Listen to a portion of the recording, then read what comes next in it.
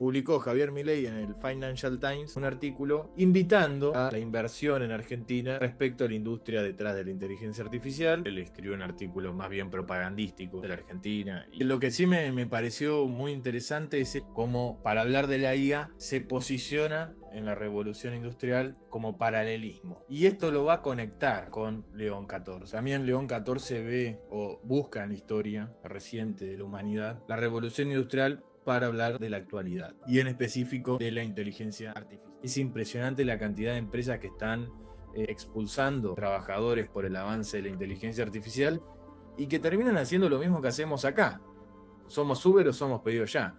Literalmente esa es la solución prematura aparentemente de los actores ante ese fenómeno. Y también una cuestión geopolítica que no hay que dejarla de lado. Es que la Unión Europea o Europa, y entendemos como que son dos sinónimos que no lo son, pero bueno, estamos muy dependientes de Rusia y de China.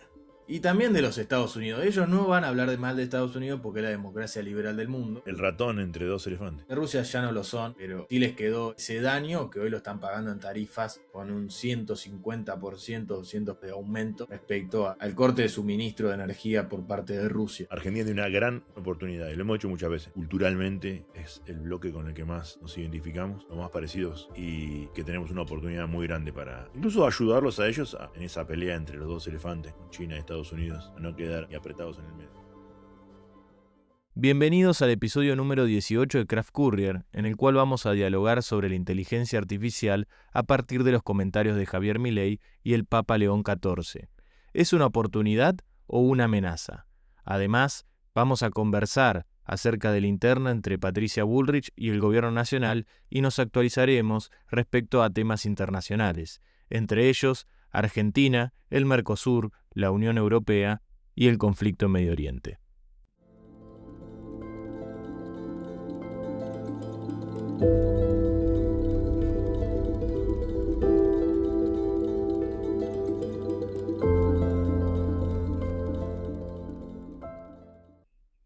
Hola Agustín, ¿cómo andás? Hola Milan, ¿todo bien? ¿Y vos?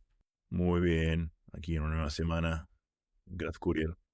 Así es, episodio ya 18 de la cuarta temporada, en el cual vamos a centrarnos en un tema que quizás nunca tratamos en profundidad, o por lo menos nunca le dimos un título y un espacio como el que le vamos a dar en este episodio, pero sí hemos hablado a lo largo de estas 4 temporadas en Craft Courier, no en todas, pero sí, a veces nos hemos dado el lujo de hablar sobre esto.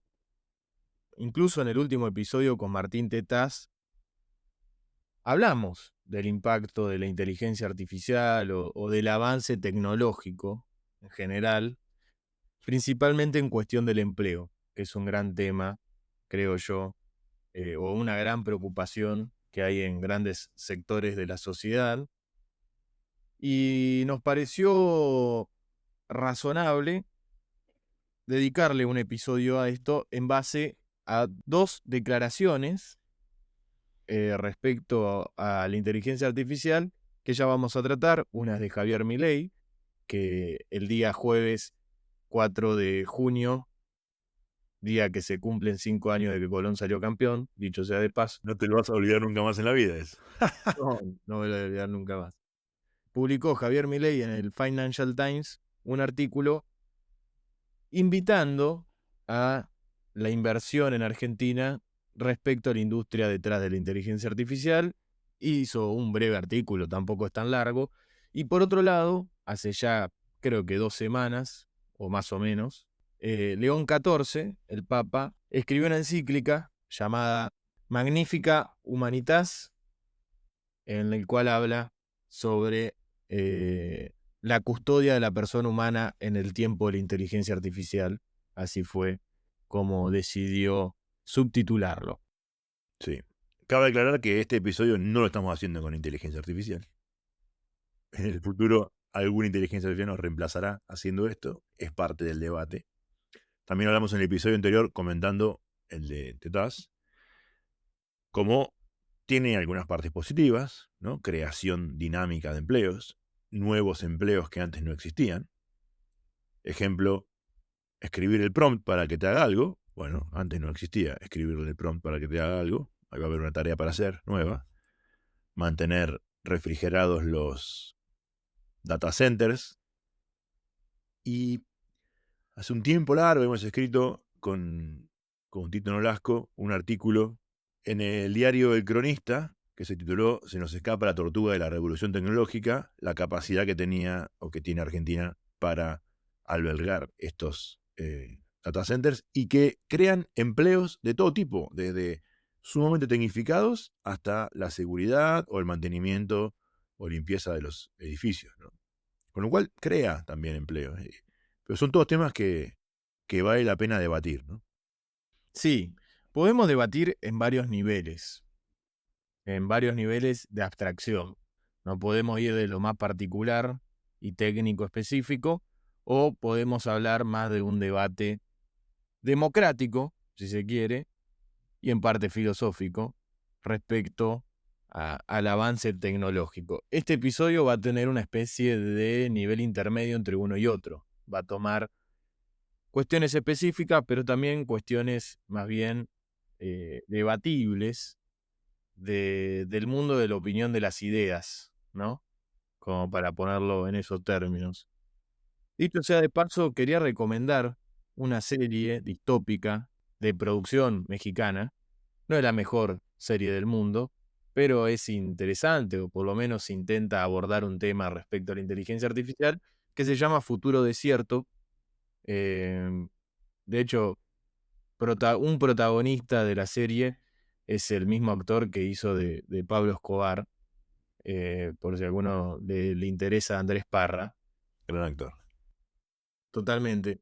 Está muy buena porque trata de que una empresa de estas mega empresas transnacionales que cotizan en bolsa más de lo que cotiza un PBI, como por ejemplo Nvidia cotiza 7 veces el PBI de la Argentina en la actualidad, una locura.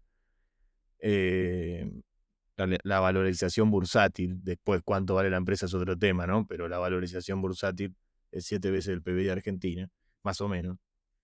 Y en la serie muestra que esta empresa creó un robot que se llama Ambi, que es un andrógeno eh, con inteligencia artificial que te hace de asistente en tu casa. Está muy buena porque trata cuestiones muy importantes, como por ejemplo hay una familia que perdió a su hija en un accidente de tránsito y compra un Ambi con la personalidad y la figura de la hija que falleció. Como para no pasar el duelo, se compra este Ambi. Luego se arrepienten, pero no me quiero meter mucho en ese tema, por si la quieren ver. Futuro Desierto está disponible en Netflix. Está muy buena y plantea también cómo puede ser ese mundo en el futuro cercano, ¿no? En esta convivencia con ambis y qué hacen los ambis con los seres humanos y demás.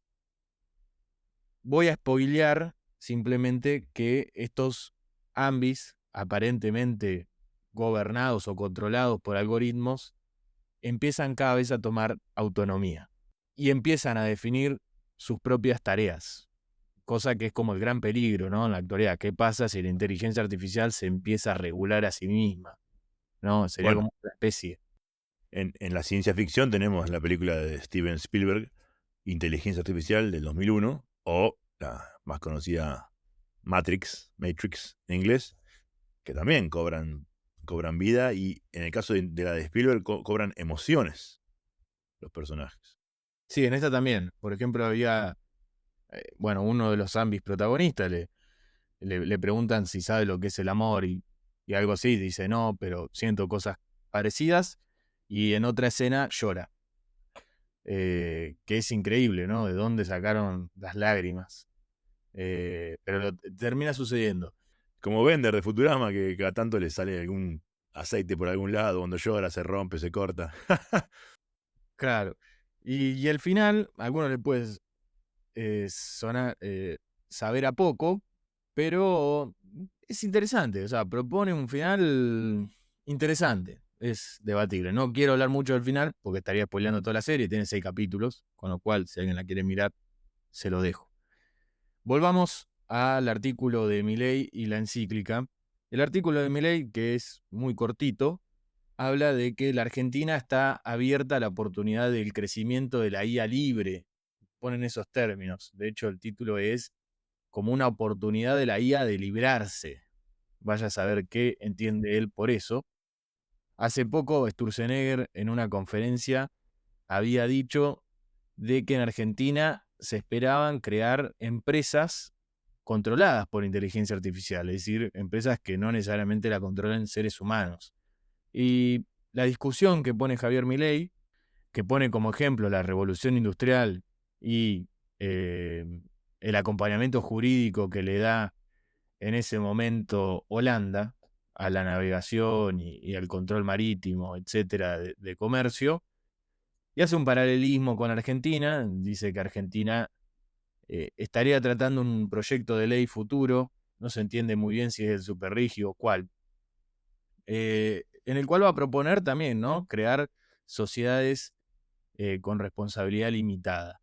¿Qué quiere decir esto? Es que si estas empresas manejadas por IA toman decisiones en entornos impredecibles que contienen riesgos y llegan a quebrar, bueno, que ese riesgo se pague con el capital de la empresa y que no tengan que responder los dueños que están detrás de la empresa, ¿no? Bueno, como la ley de entidades financieras de Argentina post-Corralito del 2001, que también, ¿no?, que se limitan al capital aportado y no hacen responsables sus casas matrices. Supongo que debe ser un poco la lógica similar. Así es. No es muy detallista en el artículo. Tampoco se le puede pedir. Él escribió un artículo más bien propagandístico de la Argentina y para hablar de los logros macroeconómicos de los últimos 2 años. Pero en un buen ambiente, porque el Financial Times, Sí, sí, muy sí, leído por los que toman decisiones. totalmente. Lo que sí me pareció muy interesante es esta cuestión de la revolución industrial, ¿no?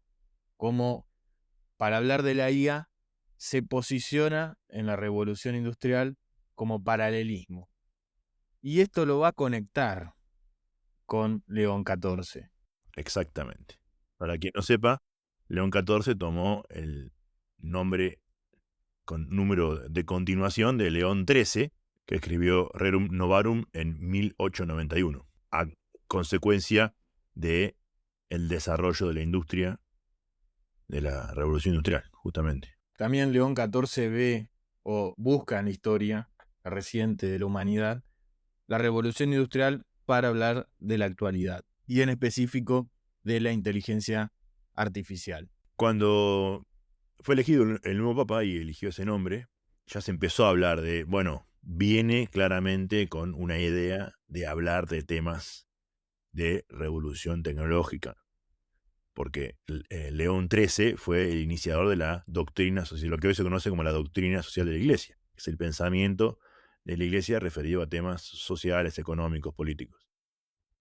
Y la elección del nombre, bueno, siempre tiene mucha importancia. Francisco, la humildad y la entrega de San Francisco de Asís, y León XIV, justamente para continuar el legado iniciado por León XIII, que fue un papa central en los últimos siglos de la Iglesia. Totalmente de acuerdo, y él obviamente que en la encíclica lo deja establecido a esa línea de continuidad, tanto con León XIII como también con Francisco. Van a ser citados, él mismo va a citar Rerum Novarum en la encíclica. Correcto. Y es interesante cómo arranca directamente la encíclica, diciendo que hoy estamos ante una elección decisiva: levantar una nueva torre de Babel o edificar la ciudad donde Dios y la humanidad habiten juntos. Así arranca la encíclica León. Bueno, León XIV es agustino. Y recordemos que San Agustín escribió La ciudad de Dios, donde comparaba justamente la acción del hombre a nivel terrenal y la acción del hombre y la acción de Dios y del hombre a nivel espiritual. Y desde ese lugar va a escribir, porque él va a decir: algunos objetaban que la iglesia no debía desperdiciar energía en cuestiones mundanas, sino preocuparse por comunicar un mensaje de vida eterna. Y ahí él mismo va a citar a León 13 y dice: Él respondió con realismo y sabiduría que el anuncio del Evangelio no puede olvidar la vida concreta de los pueblos, en Exactamente. referencia a Rerum Novarum, ¿no? El famoso dicho hic et nunc, aquí y ahora. Lo trascendente, pero también lo terrenal. Y es interesante, porque cuando él empieza a hablar de que hay que actualizar la doctrina, establece que debemos pedirle a Dios la sabiduría para interpretar las grandes tendencias de nuestro tiempo, en particular los avances de la técnica. Y dice que la técnica no es mala en sí misma, es decir, no tiene un componente ético y moral en sí, ni que es una fuerza antagónica respecto a la persona, y ahí complementa con, por el contrario, está arraigada en nuestra historia desde el principio y deja entrever ciertos desarrollos tecnológicos que acompañó a la historia de la humanidad, los cuales no vamos a entrar en detalle. Pero, por ejemplo, la imprenta permitió que la Biblia se reparta a todo el mundo, a todas Por las ejemplo. personas. Antes era algo exclusivo de quien podía reescribirla y copiarla. Y es un avance tecnológico muy positivo para la iglesia incluso. Pero dice, sin embargo, hoy nos encontramos ante una situación nueva, en la que el poder y la omnipresencia de las tecnologías emergentes se entrelazan con el tejido de la vida cotidiana, moldean los procesos de toma de decisiones e inciden profundamente en el imaginario colectivo. Nunca la humanidad tuvo tanto poder sobre sí misma. La cuestión no se limita a la regulación. Como advertía el Papa Francisco, debemos preguntarnos con realismo quién detenta hoy ese poder y hacia qué fines lo orienta. Una pregunta mucho más trascendental de las cuales planteó Javier Milei en su artículo, ¿no? Que no se pregunta tanto quién detenta el poder detrás de la inteligencia artificial, más allá de que son dos personas completamente distintas y que cumplen funciones distintas y están en posiciones distintas, ¿no? Pero para mostrar estas divergencias. Por ejemplo, este párrafo sirve para preguntarle a Peter Thiel qué hace con la información de Palantir. ¿Se la entrega a migraciones o no? Para preguntarle nomás, ¿no? Y me das el pie con uno del fragmento que más subrayado tengo. Lástima que lo estoy haciendo en digital. Quería volver a la analogía e imprimirlo para tenerlo, porque me parece muy valiosa la encíclica. Sale muy barata en cualquier casa de venta de artículos religiosos. Muy barata. Dice, en el pasado eran principalmente los estados los que impulsaban y orientaban la innovación. Hoy, en cambio, los principales motores del desarrollo son actores privados, a menudo transnacionales, dotados de recursos y capacidad de acción superiores a los de muchos gobiernos. El poder tecnológico adquiere así un rostro inédito, predominantemente privado, y por ello aún más difícil de discernir, gobernar y orientar hacia el bien común. Muy interesante. Es interesante primero porque señala quién está llevando adelante el progreso tecnológico, y además porque ya anticipa desde dónde tiene que venir la solución. Porque viendo esta oración dice, bueno, los gobiernos no pueden hacer una tarea por sí sola. Tiene que entrar otro actor. Y en este entrar otro actor, él va a empezar a esbozar la respuesta en la encíclica ante tres preguntas que él se hace, que creo que nos hacemos todos, ¿no? ¿Hacia dónde vamos? ¿Hacia qué meta deseamos orientarnos? ¿Qué dirección elegir como comunidad humana y como pueblos? Y él va a traer dos imágenes bíblicas para responder estas preguntas. Una es la construcción de la Torre de Babel y la otra la reconstrucción de los muros de Jerusalén. Luego se dedica a desarrollar ambas imágenes. Va a hablar de la Torre de Babel, diciendo de que los seres humanos, encontrándose en la llanura de Senar, deciden construir una ciudad y una torre cuya cúspide llega hasta el cielo, y así quieren asegurarse estabilidad y poder y sobre todo perpetuarse un nombre, una sola lengua, una sola tecnología, una sola dirección. Sin embargo, el proyecto esconde un profundo engaño. Es una obra concebida sin referencia a Dios, sustentada por una uniformidad que elimina la diversidad y que, en lugar de la comunión, elige la homogeneización. El resultado no es la unidad, sino la dispersión. Babel, revela así el límite de toda construcción que, por grandiosa que sea, surge de la absolutización de lo humano y de su pretensión de autosuficiencia, sacrifica la dignidad de las personas en aras de la eficiencia y aspira a alcanzar el cielo sin la bendición de Dios. Me hiciste acordar mucho a algunos episodios fantásticos que hicimos en la primera temporada, donde hablábamos de futurismo, de transhumanismo, de todas estas visiones de principios del siglo XX que se relacionan muchísimo con todo esto, porque es el tratar de potenciar al hombre hasta el infinito, a donde no puede llegar, porque es finito, justamente, pero esa meta, ¿no?, de llegar al cielo. Sí, de hecho cuando lo leí me acordaba de... Lo van a compartir otros, el nazismo y el fascismo también, pero me acordaba del comunismo soviético y su desesperación por llegar al cielo. Sí. Fue algo como wow, y me acuerdo una anécdota que la he dicho en Craft Courier, pero no está de más decirla. Eh, Igualmente no es cierta, está novelado, pero de dos personajes que llegan a Moscú, ya en la Moscú soviética, y que le entregan dos mapas. Un mapa de cómo era Moscú hace 30 años y un mapa de cómo Moscú iba a ser en 30 años. Y era completamente distópico. Ahora, el gran problema es que no sabían qué hacer en el presente, porque Claro. no había un mapa del presente. Por eso, Hitler nunca. Aquí y ahora. Luego la segunda imagen que pone León XIV en la encíclica es sobre la reconstrucción de los muros de Jerusalén, cuando la ciudad estaba en ruinas y las murallas se habían derrumbado. Y Nehemías decidió reconstruirlo, llevar adelante ese trabajo, y él señala que antes de actuar, ayunó, rezó e intercedió por el pueblo, que pidió permiso para regresar a Jerusalén y que allí examinó los lugares en silencio. Me llama mucho la atención cómo remarca cierta humildad de Nehemías, que no impone soluciones desde lo alto, sino que convoca a las familias, confía a cada una un tramo de muralla para reconstruir, escucha los temores, coordina los esfuerzos y hace frente a las oposiciones. Y acá él señala que este trabajo no es individual, sino que es colectivo o en comunión, mejor dicho, ¿no? Y que en esa comunión justamente no se pierde la particularidad de cada persona. No es una uniformidad, y él lo pone en esos términos. La tecnología puede curar, conectar, educar, cuidar la casa común, término de Francisco, pero también puede dividir, descartar, generar nuevas injusticias.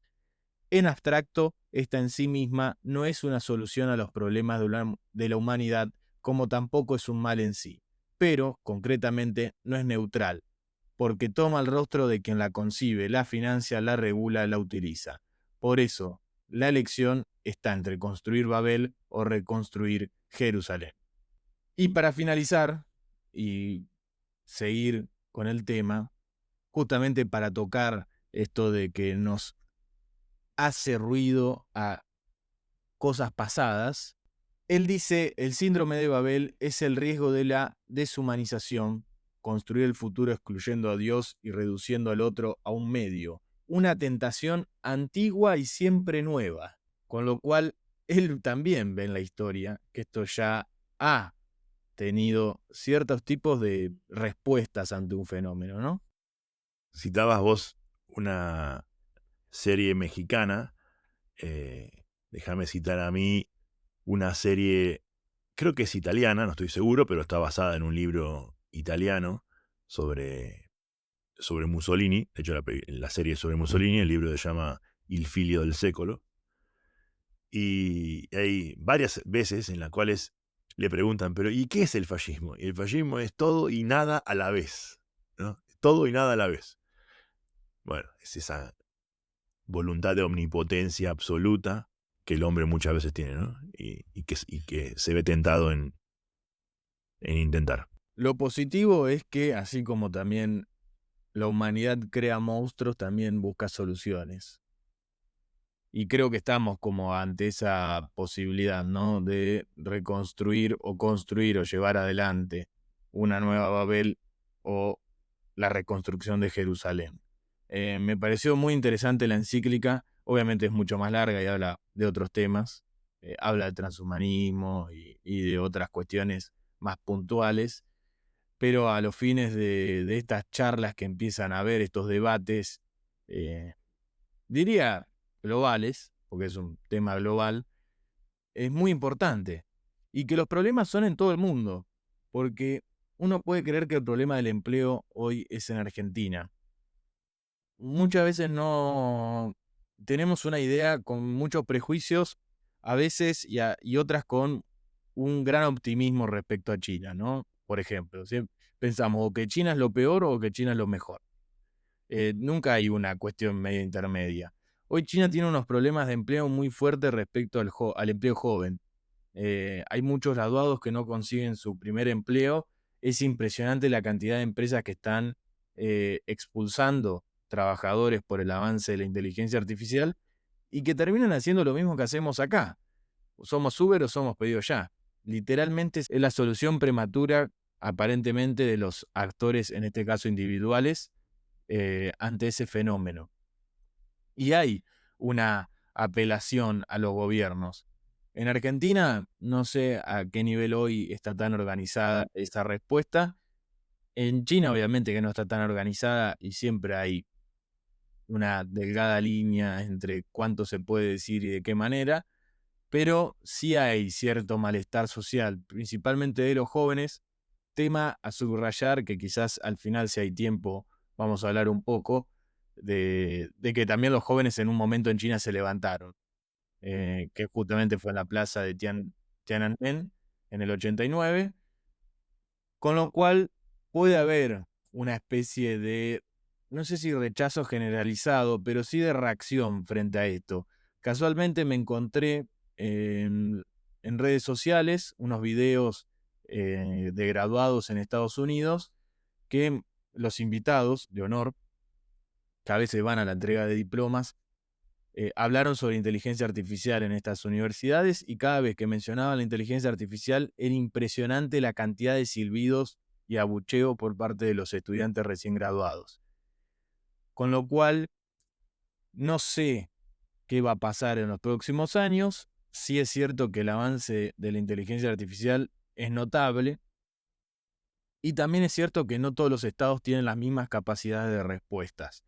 Y ahí entra la Argentina y los países periféricos y semiperiféricos.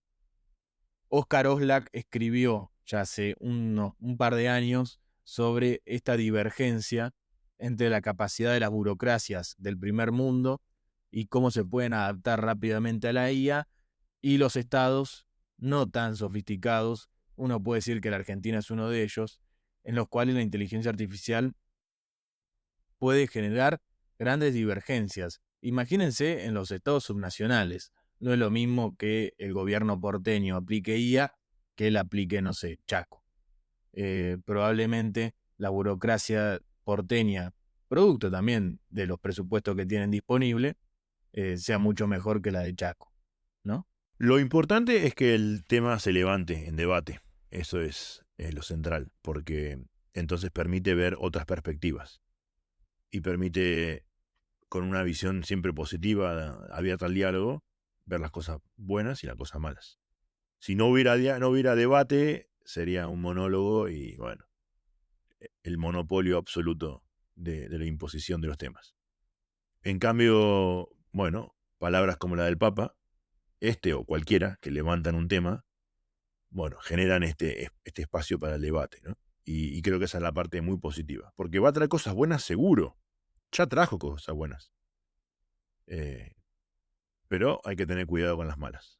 Y podemos perfectamente, como en toda la historia de la humanidad, tomar las cosas buenas y tratar de dejar las malas.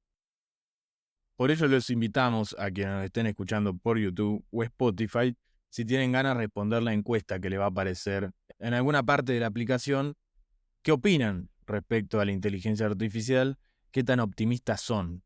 Si creen que va a ser buena o no. Ahora vamos a pasar a un segundo tema que es más bien coyuntural y si arrancó bien el episodio, quizás ahora dicen, bueno, pasamos de Los dejo, inteligencia artificial. Sí. los dejo. Pero bueno, como tanto YouTube como Spotify tienen para ver títulos a lo largo del capítulo, el que no le guste esta parte la puede saltear y ir a la siguiente. Le damos esa libertad. Totalmente, porque es un tema aburrido, la verdad, ¿no? ¿A quién carajo le importa las internas de los gobiernos? Este es un gran problema que tienen los periodistas y la audiencia. Yo te diría, no es que es aburrido, sino que aburrió. Porque al comienzo, viste, de las telenovelas, y bueno, a ver de qué se trata. Pero llega un momento que ya aburre. Sí, además hay muchos que están tan enfrascados, periodistas hablo, ¿no? Y que conocen a todo el mundo que ya te empiezan a mencionar a cualquiera y ya te cansaste. Era como el diagrama de Pañi del año pasado. Claro, sí, hay un fenómeno, pero cuando empieza lunes tras lunes a hacer una catarata de personajes, decís, para el sobrino del nieto del perro te habla, para. Por eso no vamos a hablar tanto ni del desarrollo cronológico de la interna entre Patricia Bullrich y el gobierno en general, sino más bien desde la teoría politológica, desde la ciencia política, encontrarle un sentido de razón, ¿no? Y de explicar cuál puede ser su próximo movimiento. Tendencias. Así es, tendencias. No creo que les sirva a la hora de tomar decisiones para el día de mañana. Creo que van a seguir tomándose el mismo medio de transporte y comprando las mismas cosas en el súper. Pero quizás a la hora de tener un debate con amigos y cuando hablan de la Pato Bullrich, dicen, no, pero mira, es por esto. Claro. Ese es el regalo que le vamos a hacer en los próximos minutos. Para quienes no están enterados, porque pueden no estarlo, últimamente Bullrich ha demostrado cierta independencia en el gobierno, en las acciones del gobierno. Nada nuevo bajo el sol. De hecho, quienes conocen muy bien la trayectoria política de Bullrich es algo que siempre hace, principalmente por su olfato político. Cuando empieza a oler humo, dice, bueno, acá tengo que salir lo más indemne posible de la Del potencial fuego. explosión. Tal Claro. cual, del fuego. Un caso es Adorni. Recordemos que Patricia Bullrich fue quien le dijo tiene que presentar la declaración jurada lo antes posible. Ni siquiera se limitó a eso, sino que dijo es fácil, si tenés la del año pasado no hay que hacer más nada que actualizar. Y agarró y presentó la de ella. Claro, presentó la propia, tal cual. Y lo puso en una aprieta al gobierno, pero no nos vamos a detener en eso. Después el pliego para una vacante de juez federal en La Plata, en la cual se presentó la cuñada de Hugo Alconadamón. Hugo Alconadamón, un periodista de La Nación que está detrás o hace investigación de corrupción y es conocido por eso en la época kirchnerista, en la época macrista, Alberto Fernández y también en la de Milei, Caso Libre, etc. No le gusta al gobierno nacional las publicaciones de Hugo Alconadamón y decidió tirar atrás el pliego, rechazar el pliego de la cuñada de él. No vamos a entrar en muy detalle quién es y nada de eso, pero Bullrich dijo, ojo, yo no voy a acompañar al gobierno en esta, Adujo objeción de conciencia. tal cual, y se abrió. Trajo un poco de ruido, se juntó con o habló con Javier Milei, ella dijo, bueno, le presenté mi renuncia como jefe de la bancada del Senado, el gobierno decidió no seguir con eso, así que voy a seguir siendo jefe de la bancada. Y todo sigue tal cual, de hecho hoy está tratando el Senado y Bullrich va a acompañar al gobierno, pero muestra esas líneas de cierta independencia. Dicho sea de paso, entre paréntesis, también se ha acercado a Mauricio Macri, o ha mostrado o dejado trascender esa conexión. Cuando hace muy poco, Bullrich no salió muy bien del PRO. Recordemos que se afilió a La Libertad Avanza, hizo todo un show detrás de eso y fue candidata a senadora por la capital federal bajo el auspicio de La Libertad Avanza y ganó. Sí, y legisladores nacionales de su espacio también se mostraron renunciando al PRO y afiliándose a la Libertad Avanza. Sí, hizo el carterazo de Carrió, Sí. con Pino Solanas y Lutó. Algo así. Y hay que señalar algo. Primero, los objetivos de Patricia Bullrich, que siempre su objetivo fue sobrevivir en política. Hace 30 años que está en política, con una fuerte presencia en el gobierno de la Alianza, que no terminó muy bien, y continuó en todos los partidos políticos o en todas las etiquetas partidarias, siempre buscando un lugar para mantenerse en la política, por así decirlo. Y que además fue creciendo poco a poco. Fue creciendo, fue creando un espacio, fue formando personas también. Hay personas que le deben esa formación y esa entrada en política a Patricia Bullrich. Terminó siendo candidata a presidente, pero perdió con Javier Milei, quedó fuera de la segunda vuelta y terminó siendo ministra de Seguridad, ya todos sabemos eso, ¿no? Pero dio en el clavo con presentarse al Senado. Presentarse al Senado le da por 6 años su cargo, con lo cual trasciende la gestión de Javier Milei. Y cuando hablo de la gestión de Javier Milei, ni siquiera estoy haciendo referencia solo a esta, sino a una potencial segunda. Nos vamos a encontrar en el 2031, cuando termina el segundo gobierno de Javier Milei, si es que gana las próximas elecciones, y Patricia Bullrich va a seguir estando en el Senado, con una fuerte presencia, porque no va a dejar o no va a perder su fama o su popularidad. E incluso tiene un núcleo duro, sobre todo en la capital, con lo cual, si se presenta después al Senado o a diputados, quizás a diputados porque es más fácil por el sistema, puede seguir en el Congreso si es que decide pelearse con el gobierno nacional. Yo no creo que lo haga, no creo que las cosas se rompan, excepto que Javier Milei entre en una crisis de la cual no salga, y una crisis en serio, ¿no? Estas crisis de imagen que son muy volátiles, hoy te puede querer y mañana no, o al revés. Y quiero traer un ejemplo de esto, que es la 125. La 125 en Argentina también trajo aspectos como este, ¿no? Hubo una crisis, que fue la crisis de la 125, hubo divisiones en el gobierno, recordemos, el primer gobierno de Cristina, con alianza de cierta parte del radicalismo encabezado por Cobos, que producto de la 125 como crisis, no creo que este gobierno haya tenido una crisis de ese tamaño, pero supongamos que la tenga en el futuro, logra reordenar o que se posicionen estas figuras dispersas y que están un poco ahí jugando una especie de híbrido de estoy, no estoy, o qué sé yo, como que se terminan de definir esas posiciones. Y la 125 lo que hizo el kirchnerismo fue darle un encuadre de a quién le tenía que hablar. O sea, ahí se definió el famoso pueblo kirchnerista. Con la 125 se dio eso fue una de las consecuencias que tuvo. Pero recordemos que Cristina, o el kirchnerismo, pierde las elecciones legislativas del 2008, del 2009, y te gana en primera vuelta en el 2011. Bueno, con el factor de la muerte de Néstor Kirchner, ¿no? Con el factor de la muerte de Kirchner o con cualquiera de los factores, es decir, pero ganó. O sea, la 125 no logró, o la crisis de la 125 no logró terminar con el proyecto kirchnerista. Lo definió, y los otros actores se definieron alrededor de eso. Eso sí, pero ganó las elecciones, con lo cual Javier Milei puede tener un segundo mandato tranquilamente, no hace falta que pase por una 125, pero ante una eventual crisis de ese tamaño incluso puede ganarla, no lo sé, pero quizás va a estar más definido. Quizás esto que producto del presidencialismo no sabemos muy bien si sos de centro derecha, de ultraderecha, de derecha alternativa, que en el parlamentarismo es más fácil por su sistema proporcional.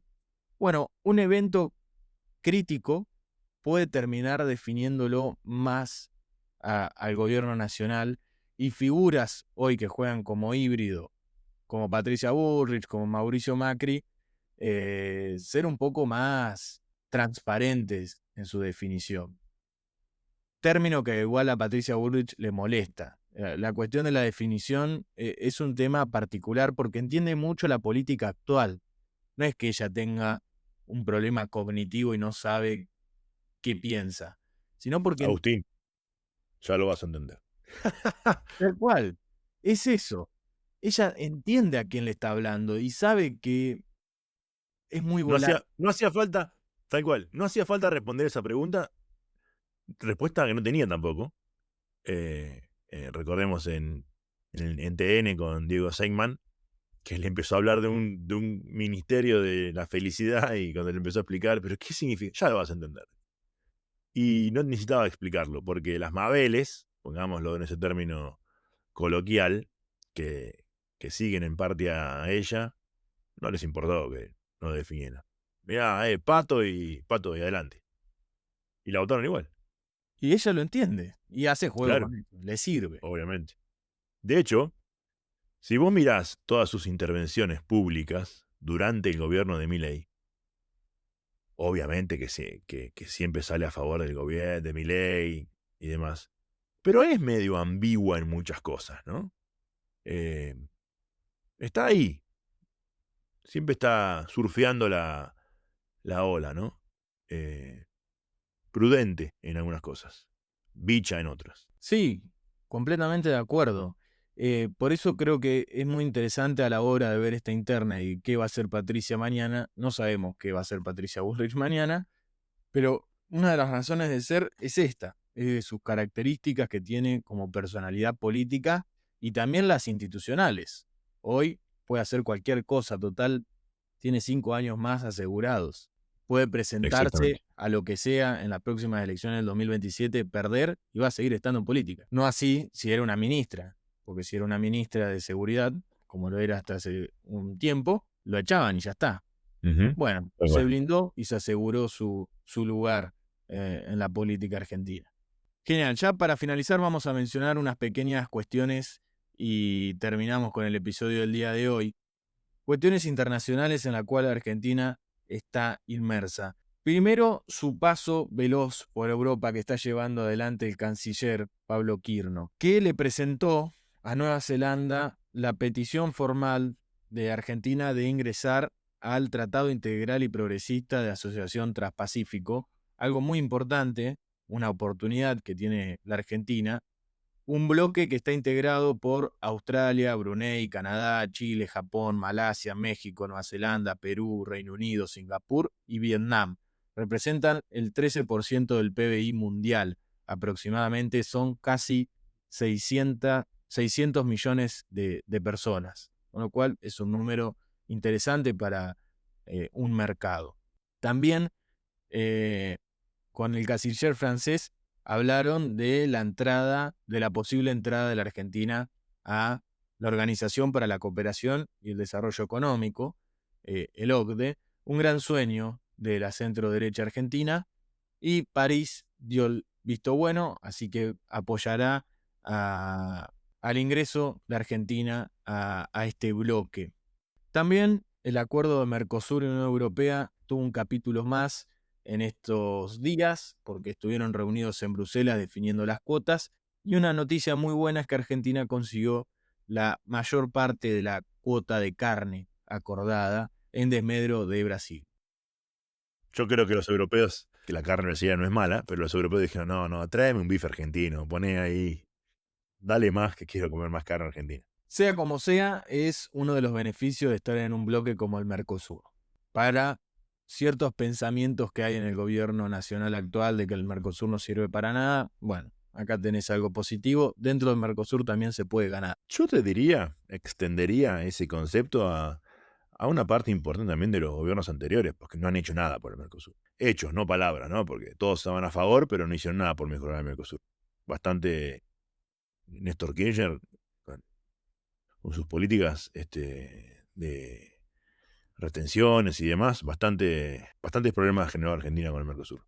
Sí, además en un momento es para discutir, quizás podemos hacer en algún momento un episodio sobre esto, pero cuando uno, que es el Estado que quizás más problemas hace para la integración regional, que es los Estados Unidos, pero no porque Estados Unidos sea malo en sí mismo, sino por una cuestión de las potencias, relaciones internacionales y demás. Pero cuando Estados Unidos dijo, ojo, si hacemos un tratado desde Alaska hasta Tierra del Fuego en todos juntos, bueno, nosotros nos subimos al carajo y seguimos los pasos de Chávez.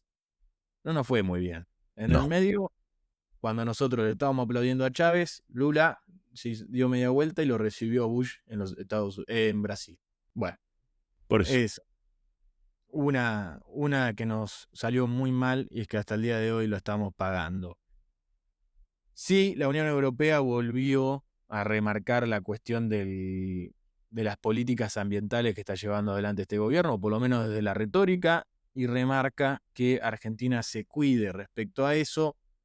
Dice que no va a haber fondos institucionales, públicos, para el desarrollo de hidrocarburos fósiles, pero sí para la transición energética, desarrollo de hidrógeno verde, explotación sustentable de minerales críticos como el litio y el cobre y el potencial eólico en la Patagonia. A su vez, también algo que me llamó mucho la atención es respecto a este famoso problema que tiene la Argentina estructural de cambiar esa matriz de exportar materias primas, importar bienes manufacturados. Que igualmente es una lectura muy simplista y que quedó en el tiempo, no es tan así. De hecho, Argentina tiene un valor agregado sobre lo que vende, no es que vende todo materias primas, hay una gran cantidad de materias primas que tienen cierto valor agregado y que son exportados, como por ejemplo el aceite, por decirte uno. Exacto. Pero me pareció interesante que la Unión Europea lo ponga en esos términos, como una especie de desarrollismo 2.0 y de financiar esa transición y de ayudar con bienes de capital, aunque ahí tiene un problema porque China nos ofrece bienes de capital mucho más baratos, pero lo hablaron en esos términos. Veremos si tiene algún tipo de continuidad. No creo. Es la famosa tesis de Malamud que los países se desarrollan por invitación, ¿no? Invita a uno que ya está sentado en la mesa de los desarrollados a que te desarrolles. Bueno, es bueno tener una invitación más. Se ve que nos quieren. Algo bueno tenemos. Sí, también una cuestión geopolítica, que no hay que dejarla de lado, que es que la Unión Europea o Europa, si entendemos como que son dos sinónimos que no lo son, pero bueno, estamos muy dependientes de Rusia y de China. Y también de los Estados Unidos. Ellos no van a hablar de mal de Estados Unidos porque es la democracia liberal del mundo. Pero sí, es el famoso, cuando hablamos con Máximo Mincinelli, Exacto. El ratón entre dos elefantes. tal cual. Con lo cual es una manera de salir de esa lógica, de no ser tan dependientes de Rusia y de China. De Rusia ya no lo son, pero sí les quedó ese daño que hoy lo están pagando en tarifas con un 150%, 200% de aumento respecto al corte al corte de suministro de energía por parte de Rusia. Argentina tiene una gran oportunidad, y lo hemos dicho muchas veces, ¿no? Culturalmente es el bloque con el que más nos identificamos, los más parecidos culturalmente, y que tenemos una oportunidad muy grande para incluso ayudarlos a ellos en esa pelea entre los dos elefantes, ¿no? China y Estados Unidos, a no quedar ahí apretados en el medio. Así es. Y justamente hablando en esa cuestión de oportunidad, no podemos dejar de hablar de Medio Oriente y lo que está sucediendo. Ya para terminar el episodio del día de hoy, hubo una nueva escalada en Medio Oriente, ataques de Irán a Kuwait, Israel al Líbano, un supuesto cese al fuego que no se terminó alcanzando entre Israel y Líbano, principalmente porque Hezbollah no está de acuerdo. Tiene sentido que no esté de acuerdo. Y a esto Trump se suma, no lo dice Agustín, lo dice Trump. Bibi está jodidamente loco. Esos fueron los términos que habló. Y sí, Muy Trump. muy Trump, pero que también describe lo que hizo Israel en las últimas negociaciones. Te sienta a negociar y te dice, bueno, sí, si es alto el fuego, cuando a ti te media vuelta te tira un misilazo. O sea, es bastante engorroso hacer una negociación así. Sí me llamó mucho la atención que Trump empezó a hablar bien del líder supremo iraní. Y dice, tengo ganas de verlo. Raro. Pero También cosa muy de a lo Trump. Sí. Y en eso que había dicho de la plaza Tiananmen, Marco Rubio dejó trascender ciertos dichos y lo señalo para, en un futuro, cuando hablemos principalmente y exclusivamente de la política estadounidense, marcar quién es Marco Rubio y por qué hace lo que hace, porque cuando Trump va por una avenida, él como que va tirando miguelitos en el camino. Los miguelitos que no tira Trump los tira él. Y es raro, pero bueno, es parte de la estrategia de política internacional de Estados Unidos.